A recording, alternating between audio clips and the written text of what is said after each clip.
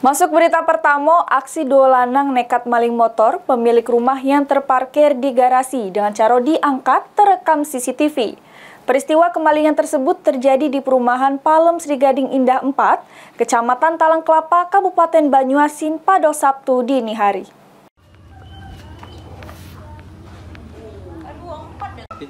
Inilah dia aksi dua lanang yang terekam kamera CCTV yang berhasil gasak sikok unit motor Genio BG 4453 JBI yang terparkir di garasi rumah. Tepatnya di perumahan Palem Sri Gading Indah 4, Jalan Pangeran Ain, Kelurahan Kenten, Kecamatan Talang Kelapa, Kabupaten Banyuasin. Juru rekaman CCTV, kejadian tersebut terjadi sekira jam 2 dini hari.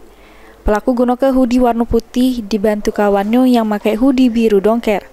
Sama masing-masing pelaku pakai topi warna hitam, tidak butuh waktu lama. Kedua pelaku berhasil gasak motor pemilik rumah dengan cara diangkat.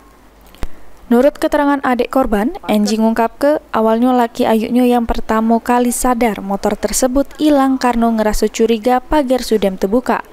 Lalu diselek CCTV, pelaku ada 4 uang guna kedua motor, 2 nunggu di depan sementara 2 uang lainnya yang gasak motor tersebut.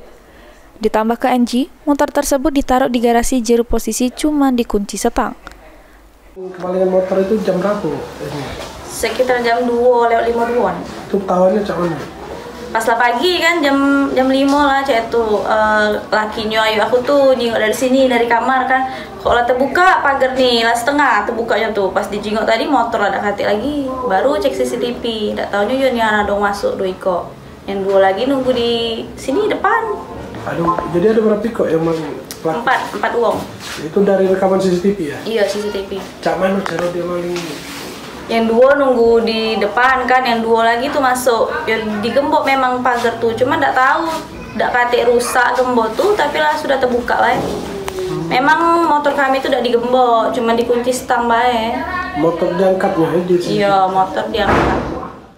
Atas kejadian ini, korban langsung bikin laporan polisi di Polsek Talang Kelapa. Lutfi, PAL TV.